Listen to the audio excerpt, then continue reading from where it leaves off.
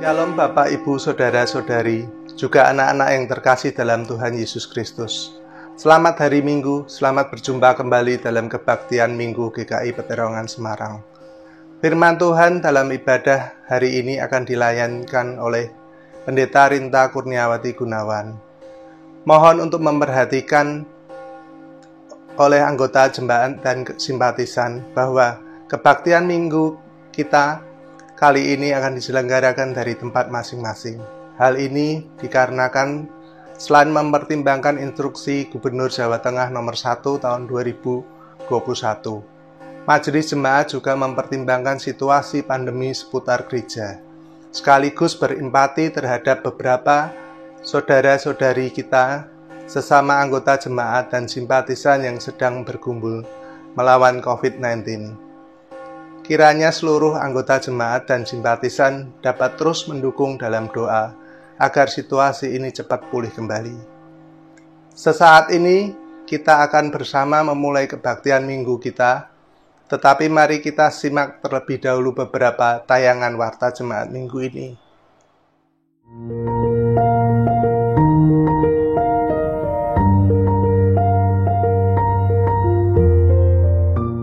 Tim Diakonia Transformatif menjual kaos desain khusus GKI PTS dalam rangka penggalangan dana untuk membantu perekonomian anggota jemaat yang membutuhkan. Berikut desain kaos yang tersedia.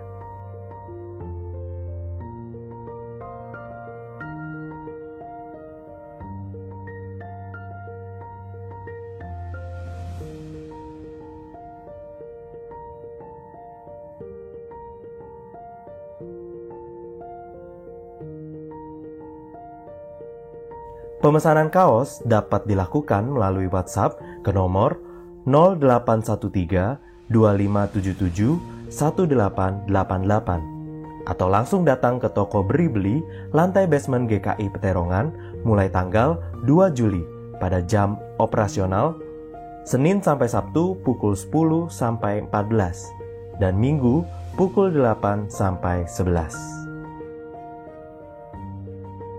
Mulai tanggal 13 Juli 2021, GKI Peterongan Semarang membuka layanan drive-thru swab antigen dan swab PCR dengan harga yang terjangkau. Layanan ini tersedia setiap hari Selasa sampai Minggu pukul 9 sampai 16.30 waktu Indonesia Barat. Terbuka untuk anggota jemaat dan umum. Kiranya Tuhan memberkati kita sekalian.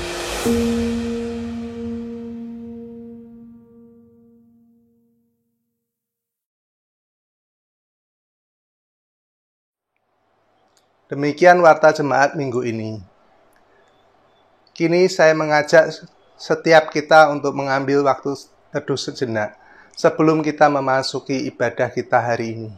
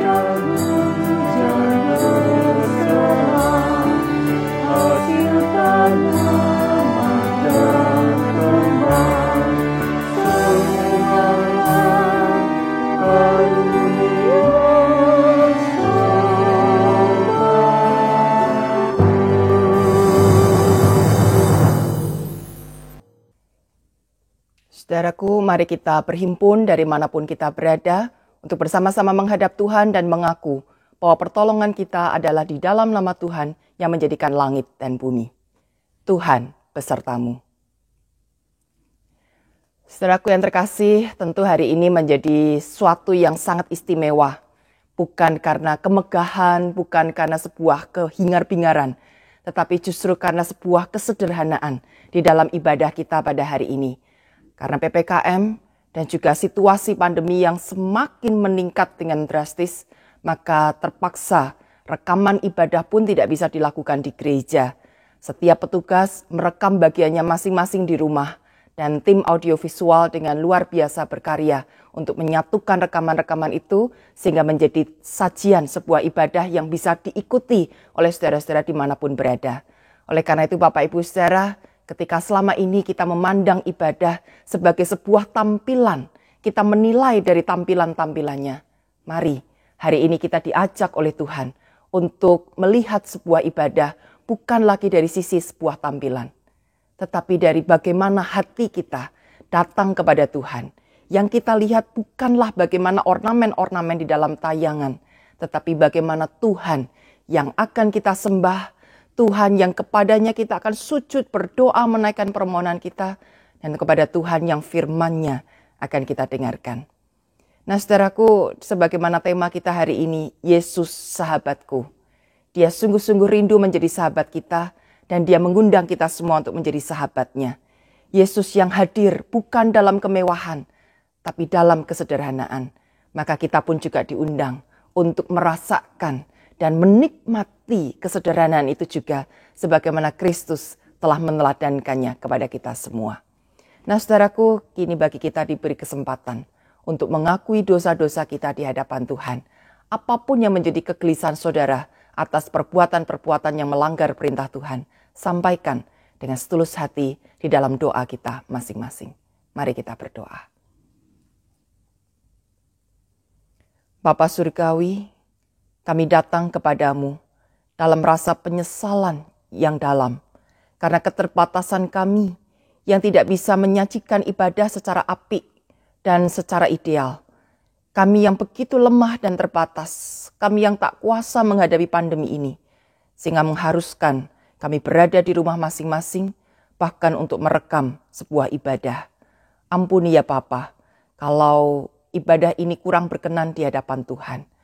Namun biarlah Engkau menilik hati kami masing-masing, dan Engkau mengajar kepada kami di masa-masa seperti ini, untuk bagaimana tunduk di hadapan Tuhan, bagaimana sungguh-sungguh menyembah Tuhan dalam sebuah ibadah. Bukan karena tampilan yang begitu indah, elegan, dan mewah, tetapi dari hati yang tunduk, yang sederhana, dan yang penuh dengan penyesalan diri karena kelemahan dan keterbatasannya. Hari ini Bapa, kami datang dengan penuh penyesalan untuk setiap dosa dan kesalahan-kesalahan kami, setiap laku kami, pemikiran kami, setiap rancangan kami, keputusan kami yang tidak berkenan di hadapan Tuhan, yang mendatangkan kerugian bagi sesama, yang tidak menjadi batu penjuru untuk menolong sesama kami datang kepada Tuhan, namun justru yang menjadi batu sandungan sehingga orang lain jengah melihat sikap kami dan enggan untuk datang kepadamu. Bapa, saat ini kami membawa secara pribadi penyesalan-penyesalan kami. Mari Engkau dengar dan tolong kami untuk menyampaikannya dengan sejujur mungkin.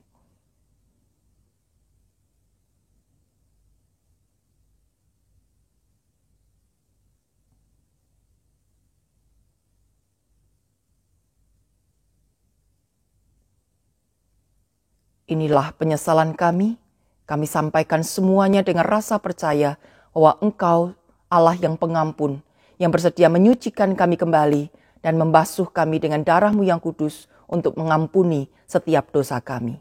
Hanya di dalam nama Tuhan Yesus Kristus kami berdoa dan berserah diri. Amin. Mari saudara, kita akan mendengarkan berita anugerah yang disampaikan dalam firman-Nya Roma 5 ayat 6-8 demikian. Karena waktu kita masih lemah, Kristus telah mati untuk kita orang-orang durhaka pada waktu yang ditentukan oleh Allah. Sebab tidak mudah seorang mau mati untuk orang yang benar, tetapi mungkin untuk orang yang baik ada orang yang berani mati. Akan tetapi Allah menunjukkan kasih-Nya kepada kita. Oleh karena Kristus telah mati untuk kita ketika kita masih berdosa. Amin. Demikianlah berita anugerah dari Tuhan, di dalam Kristus engkau telah diampuni.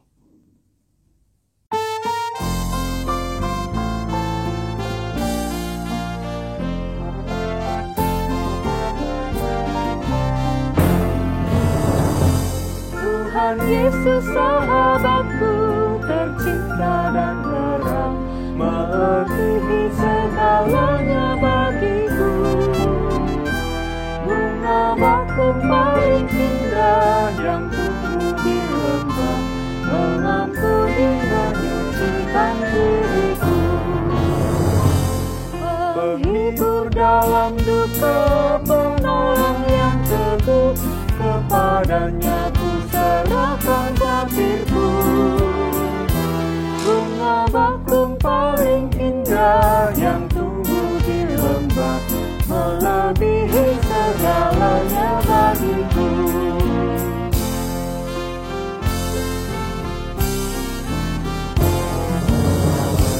Di setiap pencobaan dan duka batinku, Ia benteng dan perisai ku tekan. Demi Dia ku tinggalkan berhala hatiku, oleh Dia ku bertahan dan tegar. Digoda oleh iblis, ku takkan menyerah. Yesus jamin kemenangan hebatku. Bunga bakung paling indah yang tumbuh di lembah, melebihi segalanya bagiku.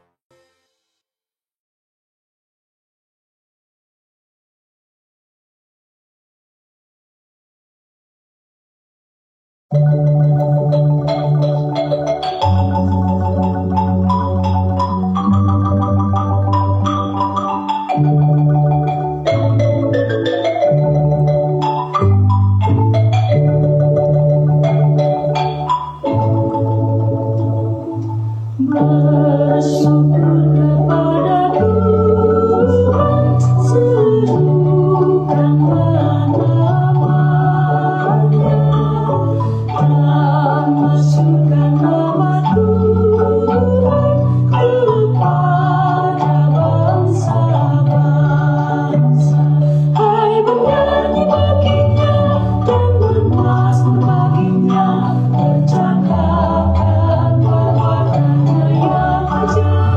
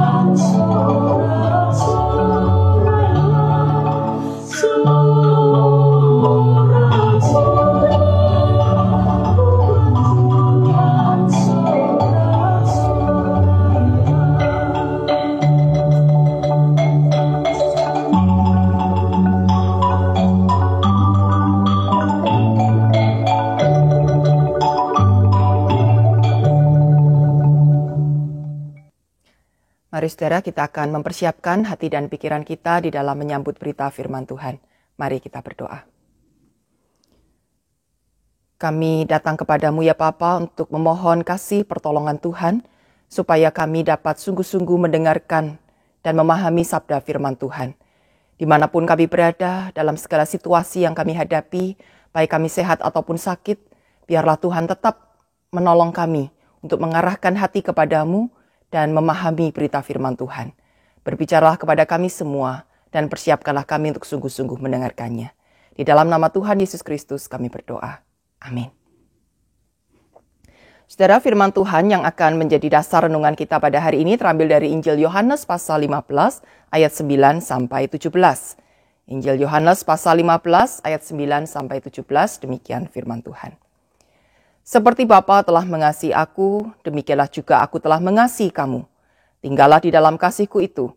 Jikalau kamu menuruti perintah-Ku, kamu akan tinggal di dalam kasih-Ku, seperti aku menuruti perintah Bapa-Ku dan tinggal di dalam kasih-Nya.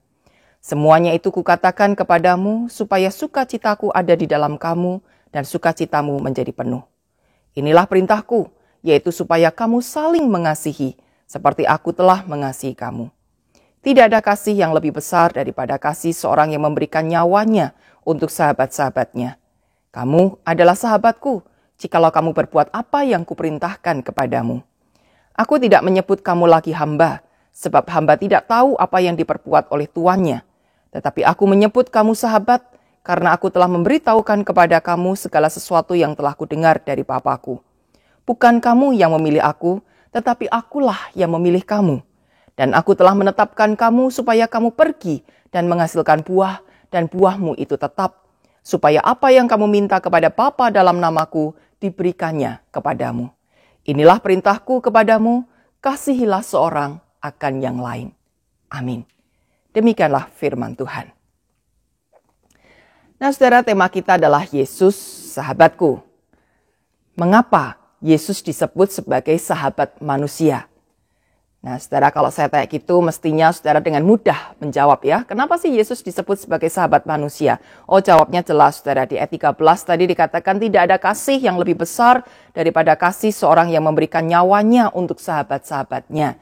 Jadi Yesus disebut sahabat manusia karena Dia telah berkorban untuk kita. Dia menyerahkan nyawanya bagi kita. Buat apa? Oh, tentu kita juga sangat tahu. Karena Tuhan mau menyelamatkan kita. Pada bulan misi yang lalu kita sudah banyak bahas tentang ini ya. Bagaimana Allah hadir di tengah-tengah umat manusia. Allah rindu untuk menyelamatkan kita semua. Kita yang berdosa, yang tak berdaya, yang gak bisa menyelamatkan dirinya sendiri. Tapi Allah berkasih karunia sehingga Ia merelakan dirinya lah yang menjadi penebus hidup kita yang berdosa. Dan tebusan pasti harus mencucurkan darah. Oleh karena itu Yesus yang mati, Ia mencurahkan darahnya untuk menjadi tebusan bagi kita semua. Pertanyaan kedua saudara yang agak susah, apakah kita mau menerima persahabatan dari Yesus?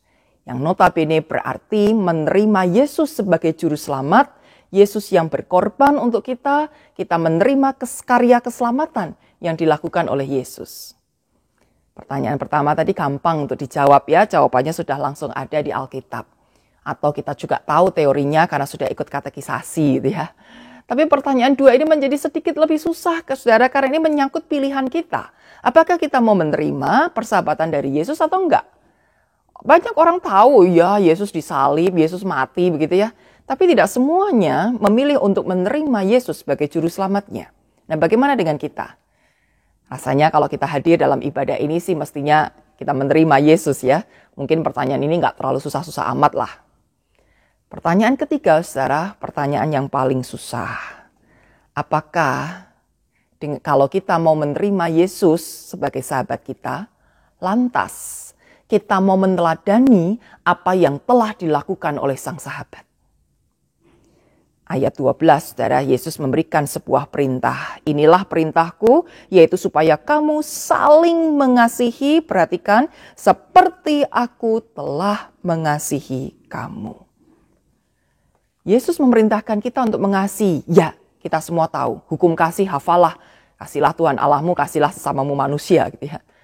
Tapi Yesus kali ini menegaskan, kasihilah sesamamu manusia seperti aku telah mengasihi kamu.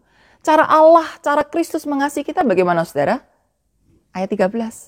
Yesus berkorban bagi kita. Yesus menyerahkan nyawanya bagi kita.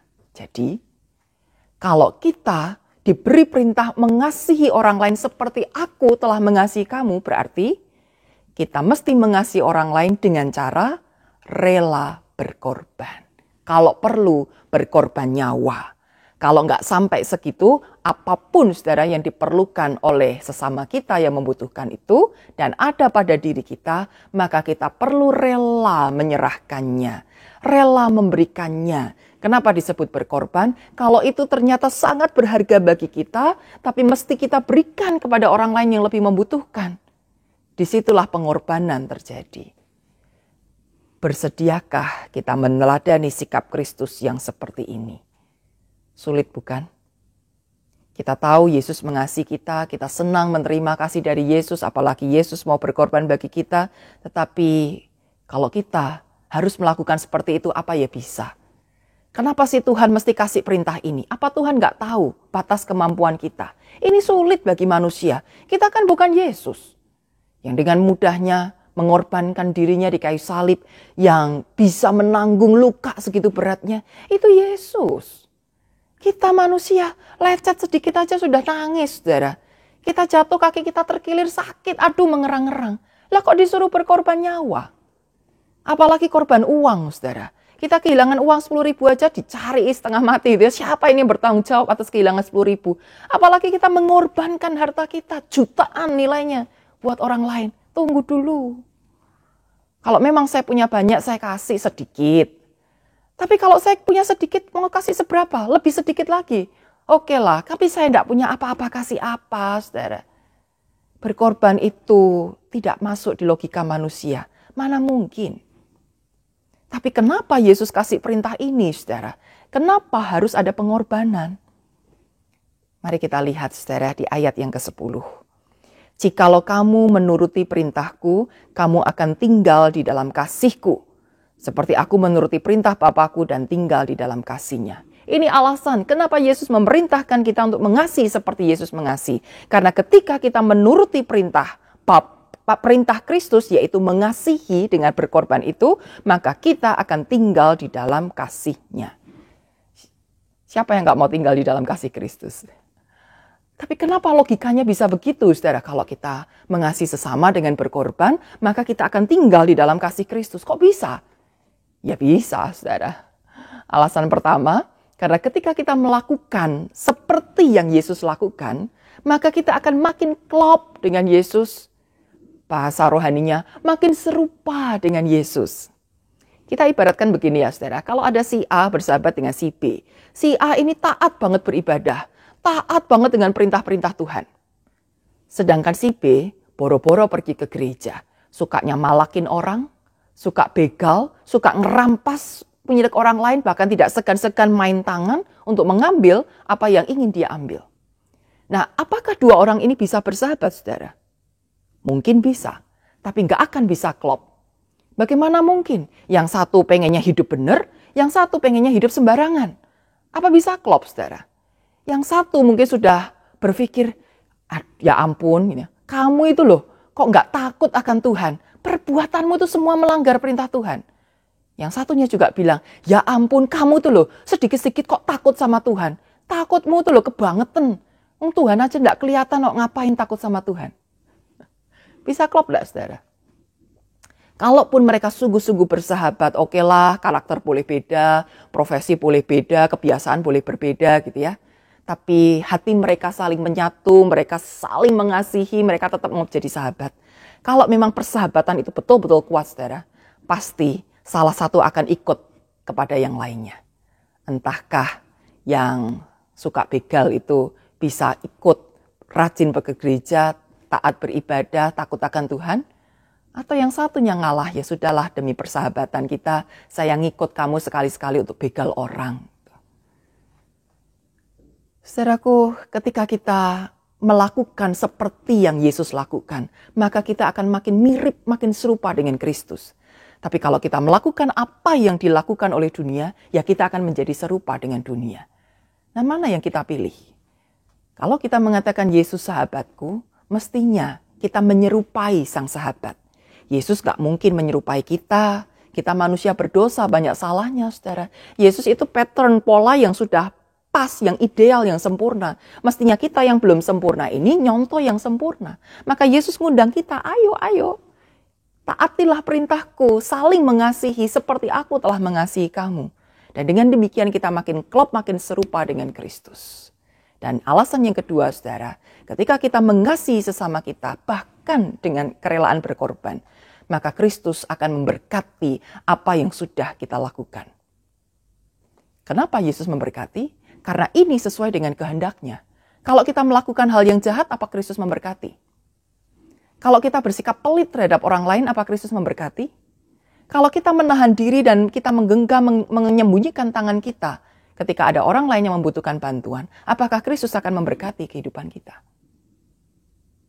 Kristus akan memberkati apa yang kita lakukan sesuai dengan kehendaknya. Ketika kita mengulurkan tangan, ketika kita memberi bantuan kepada orang yang membutuhkan, disitulah Tuhan memberkati kita. Disitulah kita akan menjadi orang-orang yang berdaya dan berguna. Kalau istilahnya dunia, jadi orang sukses. Ukuran sukses bukan berapa banyak yang bisa kita kumpulkan. Sukses adalah berapa banyak yang bisa kita lakukan. Orang gagal bisa melakukan sesuatu enggak? Enggak kan? Yang dia lakukan gagal, enggak berhasil, berarti enggak berguna, saudara. Tapi orang sukses adalah ketika dia melakukan sesuatu, itu berhasil. Nah, bagaimana bisa selalu sukses, selalu berhasil? Kalau ada campur tangan Tuhan. Kalau ada berkat Tuhan di situ. Oleh karena itu kalau mau jadi orang sukses, saudara, bukan dengan menyingkirkan kanan dan kiri. Bukan dengan mengumpulkan sebanyak-banyaknya. Tapi dengan kerelaan untuk mengulurkan tangan ke sana kemari. Untuk melihat siapa yang sedang berduka, yang sedang kesulitan. Kita samperin, kita berikan bantuan secara total. Disitulah berkat Tuhan akan tercurah atas kehidupan kita. Nah, saudara, ketika dua hal ini terjadi, kita makin klop, makin serupa dengan Kristus. Berkat-berkat Tuhan menyertai kehidupan kita, kita menjadi orang yang sukses. Maka penuhlah sukacita kita. Di ayat yang ke-11 dikatakan, semuanya ini kukatakan kepadamu supaya sukacitaku ada di dalam kamu dan sukacitamu menjadi penuh. Tuhan tuh kepengen kita hidup dengan sukacita, saudara. Kalau kita bertanya, Tuhan, kenapa aku ngalami begini, ngalami begitu? Kenapa hidupku tidak bersukacita? Kenapa hidupku buruk gitu ya? Pertanyaannya bukan mengapa, tapi pertanyaannya apa yang sudah kita lakukan? Apakah kita sudah benar-benar melakukan firman Tuhan atau enggak? Tuhan sudah kasih jalannya, kamu pengen sukacita, ini loh caranya. Kalau enggak dituruti dan akhirnya kita enggak sukacita, ya jangan salahin Tuhan gitu. Tuhan sudah berikan caranya, Tuhan sudah tunjukkan, nih loh, kamu mau sukacita, ini, kasihilah sesamamu manusia seperti aku telah mengasihi kamu. Taati perintahku, kamu akan tinggal dalam kasihku. Ketika engkau tinggal dalam kasihku, penuhlah sukacitamu. Itu maunya Tuhan. Tuhan tuh gak pengen kita sengsara, saudara. Tuhan gak mau kita hidup berduka cita. Tuhan gak mau kita hidup dengan terpuruk, tidak berdaya, enggak. Tuhan nyiptain kita bukan supaya kita amburadul, saudara. Tuhan menciptakan kita sungguh amat baik dan Dia pengen ciptaannya ini tetap amat baik. Tuhan kasih caranya, kita mau ndak jalani cara itu. Jadi saudara, saat kita mengasihi sesama yang menderita, maka sebetulnya kita menjalin persahabatan dengan Yesus. Dan saat kita mengabaikan sesama yang menderita, maka sesungguhnya kita sedang membangun perseteruan dengan Yesus. Perhatikan selanjutnya, ketika kita rela berkorban, penuhlah sukacita kita. Tapi ketika kita menahan pertolongan, terhambatlah sukacita kita. Jadi kita mau penuh dengan sukacita atau kita mau terhambat dalam mengalami sukacita. Oleh karena itu saudara, kalau kita masih selalu merasa berduka, kita merasa hidup kita ini buruk banget, gak ada yang baik gitu ya. Penuh kesulitan, gak ada hentinya, gak pernah ada solusi, selalu hal-hal yang buruk yang kita terima. Jangan-jangan kita kurang berkorban.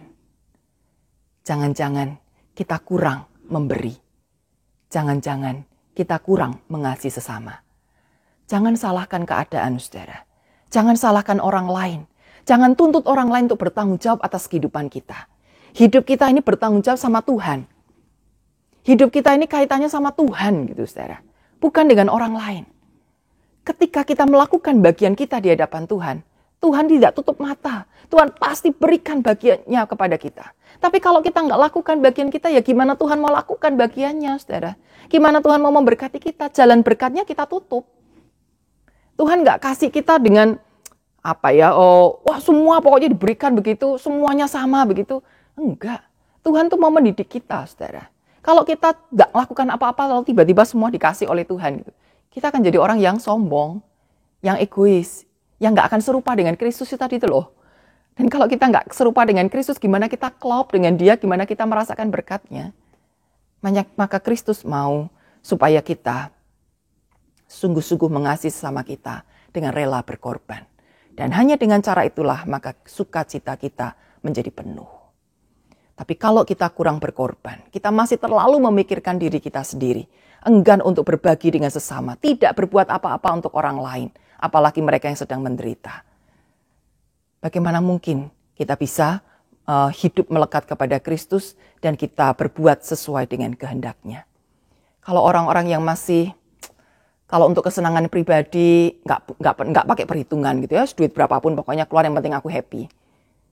Tapi ketika diminta, diajak untuk menolong orang lain, wah perhitungannya detail sekali, rumit sekali, jelimet banget, saudara. Seolah-olah enggan untuk mengeluarkan duit sepeser ini. Penuh perhitungan, nanti kalau aku kurang gimana, nanti kalau besok aku nggak bisa beli ini, nggak bisa beli itu gimana, nanti kalau anakku nggak bisa sekolah ini, nggak bisa sekolah itu bagaimana, nanti kalau anakku pengen ini, pengen itu, aku nggak bisa belikan bagaimana. Selalu takut kekurangan, saudara. Bagaimana kita bisa merasakan sukacita?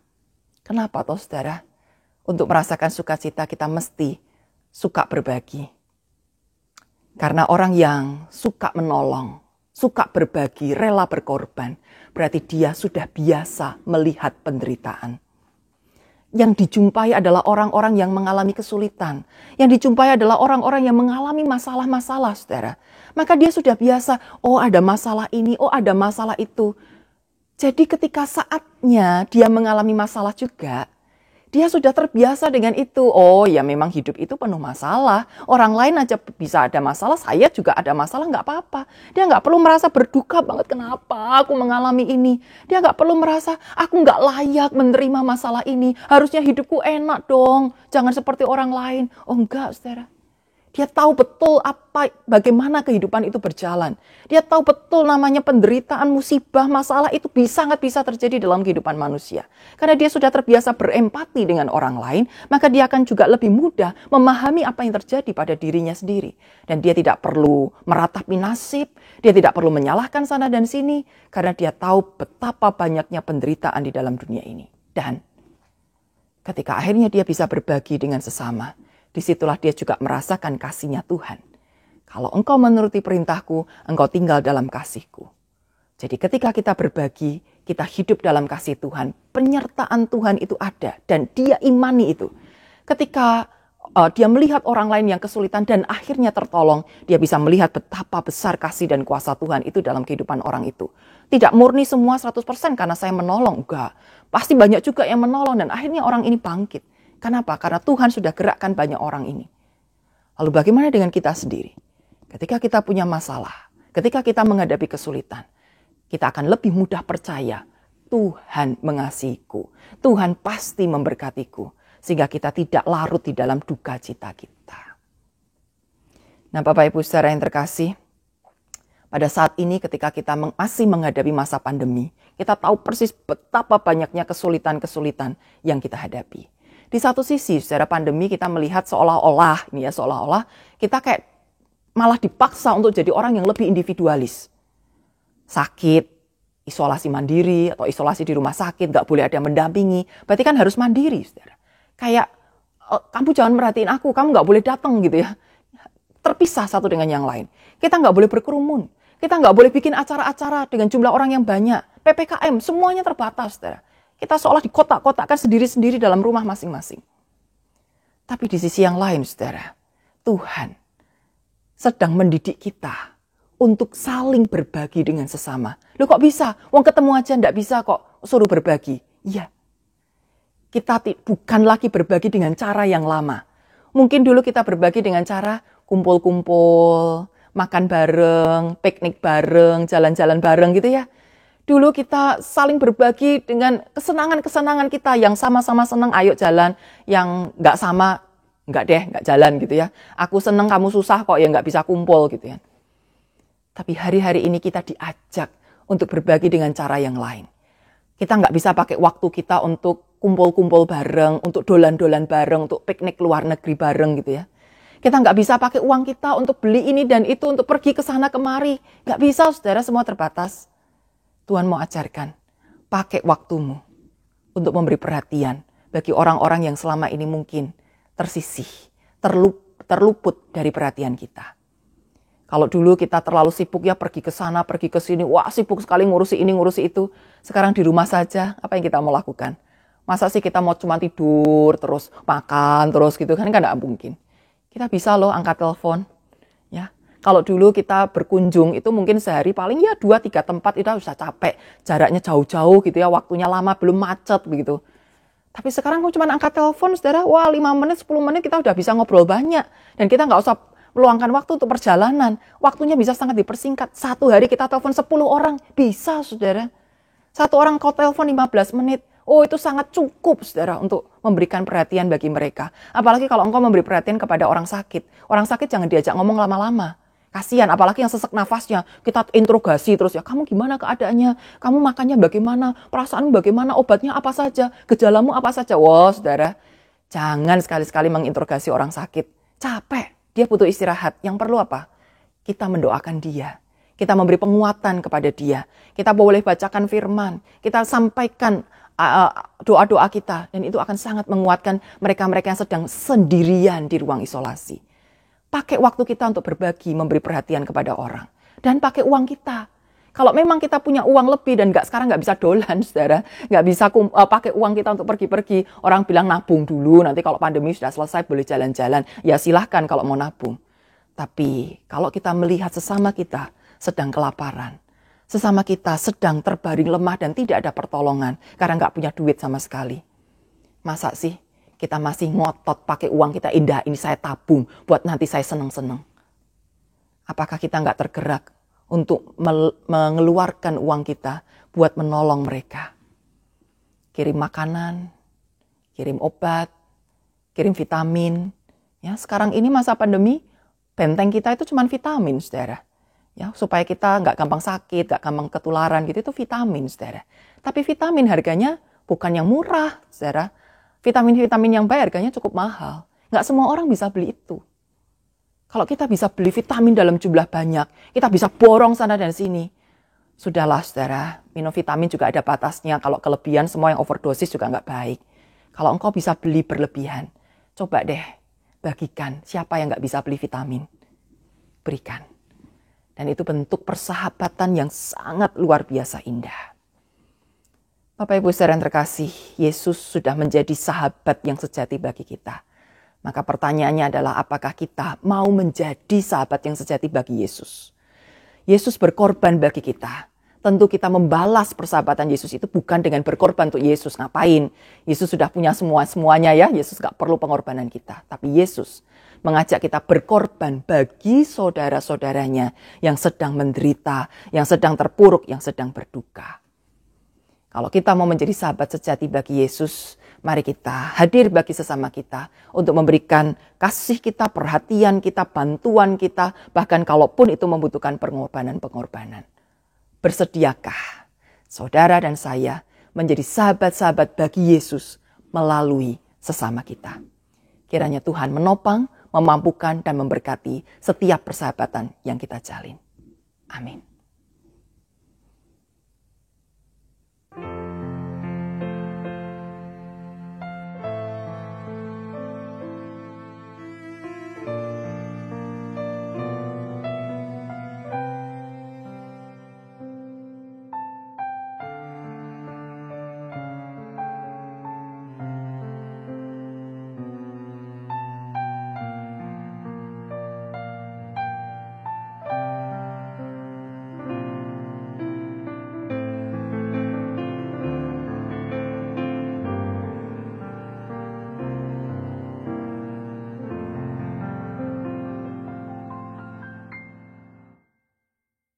Mari jemaat dipanggil untuk bangkit berdiri.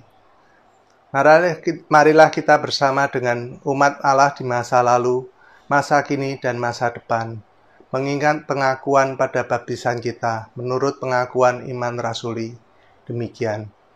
Aku percaya kepada Allah, Bapa yang Maha Kuasa, Khalik langit dan bumi, dan kepada Yesus Kristus, Anaknya yang tunggal, Tuhan kita, yang dikandung dari Roh Kudus, lahir dari anak darah Maria, yang menderita sengsara di bawah pemerintahan Pontius Pilatus, disalibkan, mati dan dikuburkan, turun dalam kerajaan maut, pada hari yang ketiga bangkit pula dari antara orang mati, naik ke surga, duduk di sebelah kanan Allah, Bapa yang Maha Kuasa, dan dari sana ia akan datang untuk menghakimi orang yang hidup dan yang mati. Aku percaya pada Roh Kudus, gereja yang kudus dan persekutuan orang kudus, pengampunan dosa, kebangkitan orang mati, dan hidup yang kekal. Amin. Silahkan duduk kembali.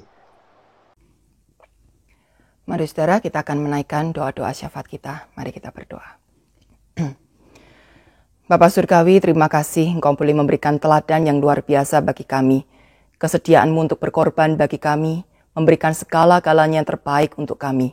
Engkau tidak memikirkan kepentingan diri-Mu, tapi semata-mata Engkau memikirkan kepentingan kami, apa yang kami butuhkan, yaitu keselamatan dari Tuhan, dan Engkau menyatakan itu dengan sungguh luar biasa. Bahkan dalam kehidupan sehari-hari, kebutuhan demi kebutuhan yang kami perlukan, Engkau pun cukupkan. Engkau boleh memberikan pertolongan dalam berbagai macam bentuknya. Sungguh banyak cara ajaib yang Engkau nyatakan dalam kehidupan kami. Oleh karena itu Bapa, biarlah kami tidak terus menggenggam tangan kami tidak menjadi serupa dengan dunia ini yang hanya terus mengumpulkan bagi diri sendiri. Tetapi kami meneladani Engkau yang selalu rindu untuk memberi bagi orang-orang lain, bagi mereka yang membutuhkan. Bapa Surgawi, biarlah kami boleh memiliki banyak cara juga untuk berbagi dengan sesama. Ketika kami sudah sembuh dari COVID, kami bisa menjadi donor plasma, kiranya kami boleh memberikan darah ini kepada mereka yang membutuhkan. Karena begitu banyak orang yang saat ini sedang berjuang untuk sembuh. Ada begitu banyak orang yang sakitnya parah dan membutuhkan dukungan donor plasma ini. Tapi betapa sulitnya mencari. Mungkin ketersediaannya memang sedikit, tapi juga mungkin ada orang-orang yang masih enggan untuk berbagi darah. Gerakkan kami ya Bapa, kami yang bisa untuk membagikan darah kami, untuk menyelamatkan nyawa orang lain. Kiranya kami rindu untuk berbagi. Dan ketika kami mengetahui ada tetangga atau saudara kami, rekan kami yang isolasi mandiri di rumah, sekeluarga sakit dan mereka tidak tahu bagaimana harus mengelola makanan sehari-hari, biarlah kami boleh tergerak juga untuk berbagi makanan dengan mereka. Bagi yang membutuhkan obat, cari sana sini susah dan kami masih punya, kami biarlah bisa mengulurkan berbagi obat dengan mereka. Kami yang masih punya kesempatan untuk mendoakan, biarlah kami juga berdoa dari tempat kami masing-masing. Kami boleh menanyakan kabar, memberi semangat, dan apapun bentuk pertolongan yang bisa kami lakukan, biarlah kami tidak enggan untuk melakukannya. Kami tidak hanya terus memikirkan kepentingan diri sendiri dan terus memikirkan kesenangan-kesenangan kami saja. Tolong kami Bapa. Dan Bapa Surgawi, kami juga saat ini berdoa untuk pemerintah kami yang terus berjuang untuk mengatasi pandemi ini. Kami tahu ini bukan hal yang mudah. Ada banyak orang menyalahkan cara-cara yang dilakukan pemerintah. Kenapa tidak begini, tidak begitu, kurang ini, kurang itu. Tapi kalau seandainya kami yang ada di posisi mereka, belum tentu kami juga lakukan hal yang lebih baik dan lebih benar. Oleh karena itu biarlah apa yang telah diselenggarakan oleh pemerintah selama itu baik, kami boleh dukung. Sehingga pelaksanaannya sangat optimal dan benar-benar bisa menyurutkan masa pandemi ini. Dan kami bersyukur, kami mohon kemurahan Tuhan, belas kasih-Mu Tuhan, supaya masa pandemi ini benar-benar bisa berakhir. Kami juga serahkan untuk pelaksanaan vaksinasi yang saat ini sedang terus digencarkan. Biarlah Engkau yang tolong supaya pelaksanaan di mana-mana tempat boleh berjalan dengan lancar. Dan vaksinasi ini boleh benar-benar menolong umat manusia supaya tidak lagi mudah terpapar virus dan punya pertahanan tubuh yang lebih baik. Kami juga berdoa untuk tenaga-tenaga medis yang terus berjuang di rumah-rumah sakit yang setiap hari begitu penuh dengan orang-orang yang menderita dan butuh pertolongan. Tuhan, Kau berikan kekuatan, berikan kesehatan, perlindungan supaya mereka tetap sehat. Dan ketika pulang ke rumah berkumpul dengan keluarga pun, mereka selalu dalam keadaan yang aman dan selamat, tidak memaparkan virus bagi keluarganya. Oh Tuhan, Kau juga cukupkan dengan peralatan-peralatan yang dibutuhkan untuk obat-obat, untuk oksigen, untuk tempat isolasi, tempat perawatan, dan apapun yang dibutuhkan itu Tuhan, tolong jangan sampai kami kehabisan. Kami rindu untuk terus menolong, tetapi kalau tidak ada yang kami pakai untuk menolong, apa yang bisa kami lakukan? Untuk itu ya Bapa, karuniakan segala kecukupan yang diperlukan itu, supaya kami tetap bisa saling berbagi, berbuat sesuatu yang baik satu dengan yang lain. Kami serahkan ya Bapa untuk gereja-gereja Tuhan yang saat-saat ini tidak lagi bisa rekaman atau live streaming dari gereja. Tapi kami harus dari rumah. Biarlah ini tidak menyurutkan kerinduan kami untuk beribadah kepada Tuhan. Biarlah kami tidak beribadah hanya dengan mata yang terus mencari sajian-sajian yang menarik. Tapi kami boleh tetap beribadah dengan hati yang tulus memberi diri kepada Tuhan. Bukan menuntut, tapi memberi diri. Pujian yang kami lontarkan dengan sungguh-sungguh, hati yang kami berikan dengan sungguh-sungguh untuk mendengar firman Tuhan. Kerinduan untuk selalu berdoa bersama, mengikatkan diri satu dengan yang lain dengan umat-umat Tuhan di mana tempat. Untuk kami bisa menyatukan permohonan-permohonan kami. Tuhan Yesus, kami percaya Engkau juga memberkati gereja-gereja Tuhan, supaya tetap boleh melakukan pelayanannya di masa pandemi ini. Dalam segala keterbatasan yang ada, kiranya gereja Tuhan boleh kreatif dan tetap aktif untuk berkarya bagi sesama. Dan tolonglah kami yang punya pergumulan-pergumulan berat, Engkau yang menyatakan perhatian dan pertolongan-Mu yang kami percaya pasti tepat pada waktunya.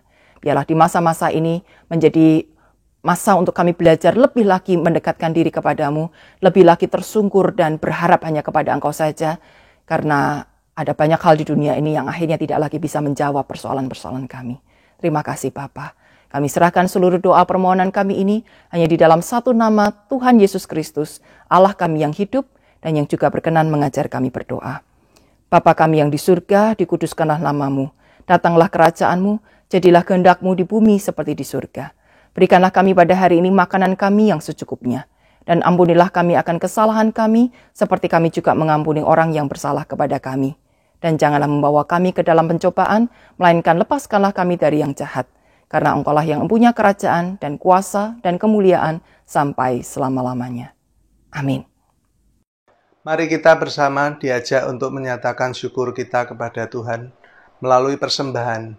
Di mana saudara berada, saudara dapat memberikan persembahan minggu, persembahan bulanan, persembahan syukur, dan perpuluhan melalui 1. Transfer rekening bank yang tercantum di layar maupun dari Warta Digital. Scan QRIS menggunakan layanan keuangan digital yang ada. Memasukkan persembahan ke dalam kotak persembahan yang disediakan di kantor tata usaha gereja. Mohon untuk mencantumkan keterangan jenis persembahan yang diberikan. Apabila saudara memberikan persembahan melalui transfer ATM atau QRIS, tambahkan kode unik pada 2 digit terakhir nominal persembahan. Saudara, informasi kode unik dapat ditemukan pada Warta Digital. Sebagai pengingat bagi kita semua, saya akan membacakan nats yang akan saya ambil dari Mazmur 30 ayat 5. Demikian. Nyanyikanlah mazmur bagi Tuhan, hai orang-orang yang dikasihi-Nya, dan persembahkanlah syukur kepada namanya yang kudus. Marilah kita berdoa. Tuhan Allah Bapa kami yang ada di surga, terima kasih Tuhan atas perlindungan-Mu selama ini, juga atas berkat-berkat yang Kau berikan. Tuhan, sebentar akan mempersembahkan persembahan-Mu ini, supaya persembahan-Mu ini boleh berguna untuk kelebaran dan kerajaan-Mu, juga untuk pelayanan-pelayanan di gereja ini, supaya gereja-Mu boleh lebih berkembang dan menjadi berkat bagi sesama kita. Terima kasih Tuhan, di dalam nama Tuhan Yesus kami berdoa. Amin. Saudaraku, sebagaimana Allah telah memberikan teladannya bagi kita untuk menjadi sahabat bagi yang rapuh, untuk mengasihi dengan kerelaan berkorban bahkan nyawa yang diberikan kepada kita. Mari kita juga rindu untuk mengarahkan hati, jiwa raga kita kepada Tuhan, supaya kita pun bisa melakukan yang terbaik bagi sesama kita. Mengasihi bahkan dengan rela berkorban. Mengasihi dengan setulus hati. Arahkan jiwa ragamu.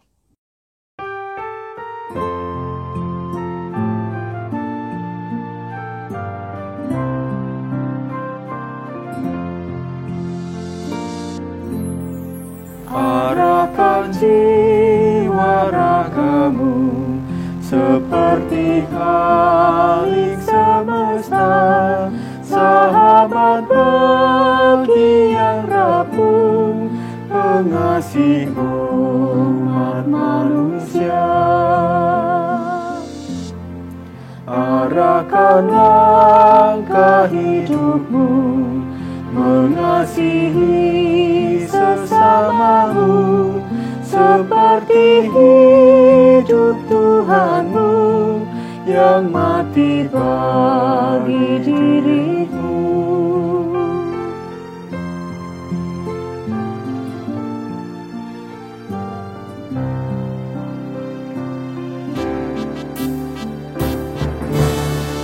Arahkan jiwa ragamu seperti kalik semesta, sahabat bagi yang rapuh, pengasih umat manusia.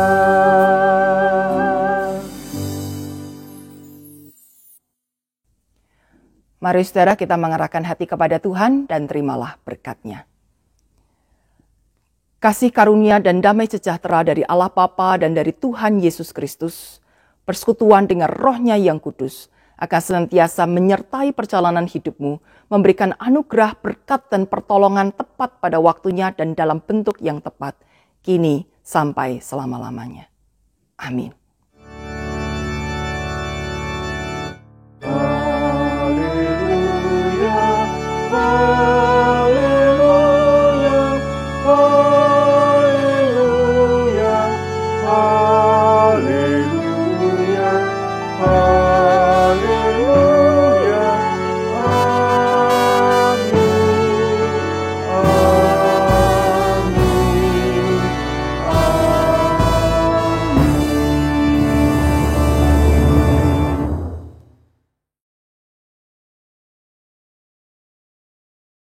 Shalom Bapak Ibu, Saudara-saudari yang terkasih di dalam Tuhan.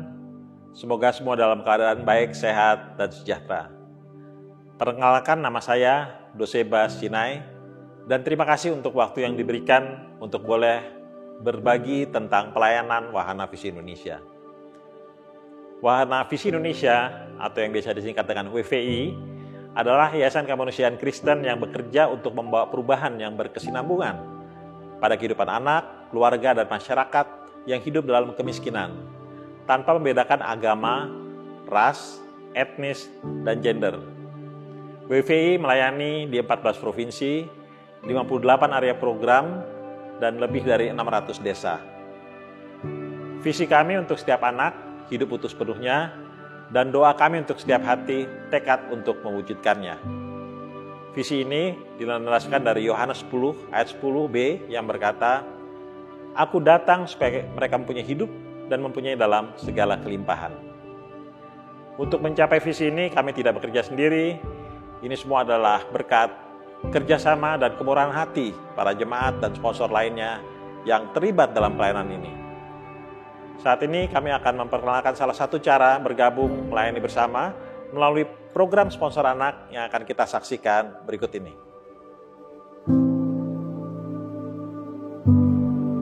Halo semua, nama saya Elisha Basutopo dan minggu ini saya sedang berada di Papua bersama dengan Wahana Visi Indonesia untuk mengunjungi beberapa kampung dan beberapa daerah layanan dari Wahana Visi Indonesia.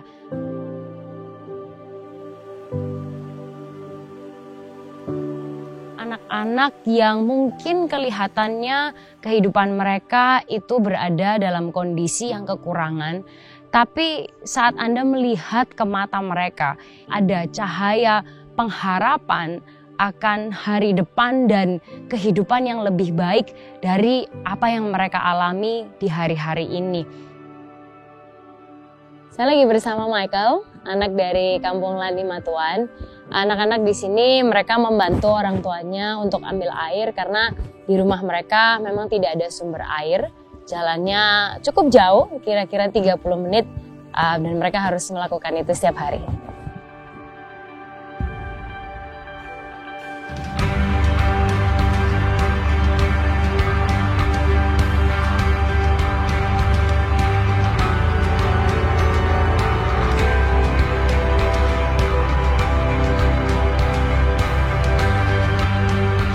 Kadang-kadang kita tahu di dalam hati kecil kita bahwa we need to do something. Kita perlu melakukan sesuatu yang keluar dari zona nyaman kita. Ada sebuah kesempatan emas yang terbuka dan difasilitasi oleh Wahana Visi Indonesia untuk Anda bisa menjadi sponsor untuk anak-anak yang dilayani oleh Wahana Visi Indonesia. Ada potensi yang sangat besar sekali di generasi ini dan mereka juga termasuk generasi penerus bangsa Indonesia. Yang bisa Anda lakukan hanya dengan 200.000 per bulan per anak, Anda bisa memfasilitasi anak-anak ini untuk pendidikan dan penghidupan yang jauh lebih baik.